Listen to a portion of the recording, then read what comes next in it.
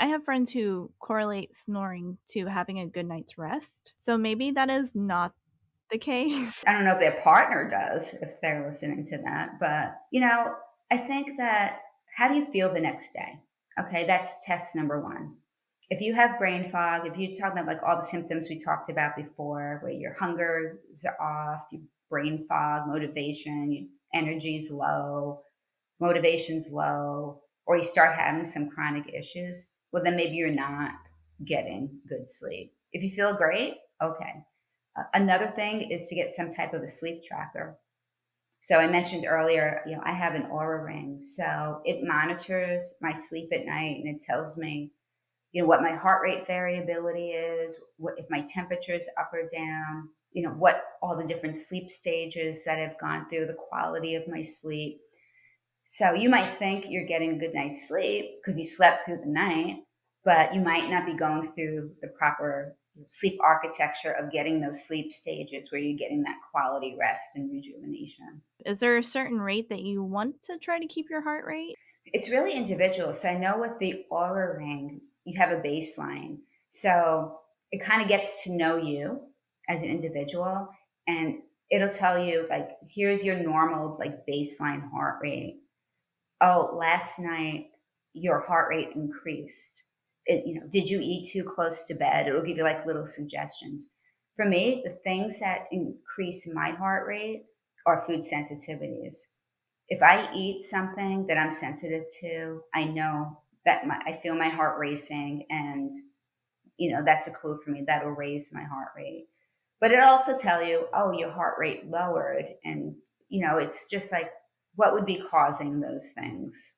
So there's not one size fits all. I don't think my resting heart rate when I sleep is normally around 49-50, but there are sometimes I see it and it's like it's shot up to like 80 or 90.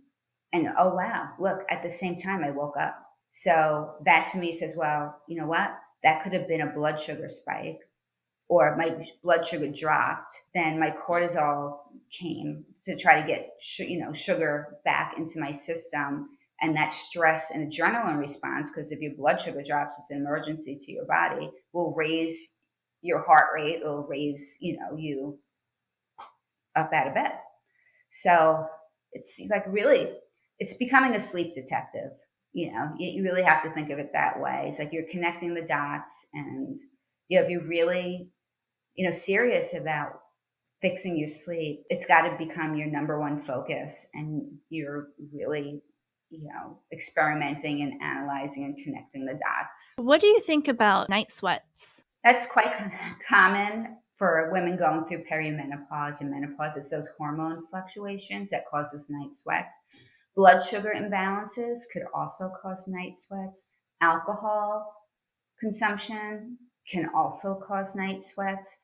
So there are different things going on. So you want to see like, what are the things that are in my control and out of my control. So, with hormone dysregulation, a lot of times, it's working with your physician on that and getting your hormones balanced. Your diet plays a lot into your hormone regulation as well. So making sure, going back to our early conversation about a nutrient dense whole food diet, really balanced is going to be really important to your hormones, not having a lot of chemicals in your body that it doesn't recognize.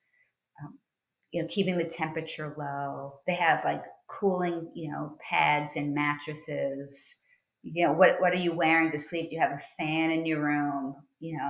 There's just so many different things you could try to help with that. So when it comes to certain foods and the approach is to have a well-balanced whole foods diet you would recommend.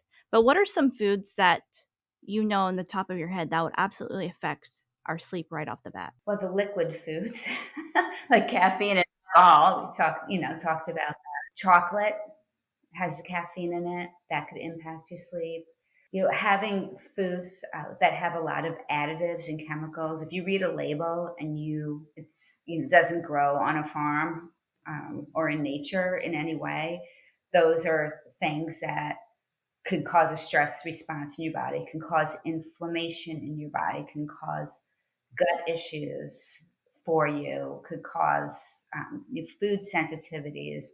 So that's why healthy foods, that some people have food sensitivities to. For me, I have inflammatory bowel disease, and there are certain foods that my body reacts to that are like vegetables that other people would find to be, a very healthy alternative. So it's really, again, an N equals one type of situation. But I think to minimize processed foods, is important, and it's also just the toxic load in your environment. Period. Some people might have a black mold issue in their house that could be causing them sleep issues, and those are much harder to kind of figure out, and usually require some type of professional to come in and check it out, because there's other symptoms and things that go with those things that would point you in that direction. Also, when going back to nutrition, sugar. If you can cut out added sugar in your life, you're just going to be better off overall. It's not doing you any favors. When you have, say, fruit, for instance, like if I eat a banana straight up, my blood sugar will go through the roof. I don't even have to test it. I found when I ate bananas, probably about a couple hours before bed, I couldn't sleep. I think it's one of those things where, I mean, if you had a continuous glucose monitor and you could like see all day long, like how different foods are impacting you, one person might find out a banana doesn't increase my blood sugar at all. And then another would be like, it puts you like right through the roof. So ways to combat that is to couple that with protein and fat. So, don't eat, eating fruit on an empty stomach, unless, berries and things like that are lower in sugar. Like have some nut, like a few nuts with your banana, or some nut butter with your banana. Something that's going to slow down that sugar into your blood. So that's why having your carbs with proteins and fat all together is wise idea when it comes to blood sugar. Things that have a high glycemic index, you can go online and there's lists of what those things are, but it's usually pasta, white rice, bread, white bread, things that don't have a lot of fiber in them to like slow down that blood sugar. One of the other problems with processed food, even ketchup, I mean, if you just get a bottle of like Heinz ketchup, you're going to see high fructose corn syrup as like one of the first ingredients. And high fructose corn syrup, that metabolizes in your liver and can cause fatty liver, non-alcoholic fatty liver disease, and also mess with your blood sugar. Even getting ketchup with regular sugar is better. I use a lot of Primal Kitchen products, and they are very natural, low sugar alternatives. Sometimes you have to retrain your taste buds, because if you're like very used to highly palatable sweet foods, and then you're trying to switch to more, lower sugar, more natural whole foods, sometimes it takes a little time for your taste buds to adjust to that. Thank you so much, Amanda, for coming on the show. Where can we find you? So at my website, amandachocko.com, Amanda, and then CHOCKO. On there, you can find my book. You could see my sleep coaching programs. I also have a free resource on there on how to create your perfect wind down routine that you could download to start getting you on that road to good sleep. And then also I give sleep tips on my Instagram, and that's at Amanda.Chocko. I really appreciate your knowledge and your insights and practical tips for our viewers as well. Yeah, thank you for having me. It was fun.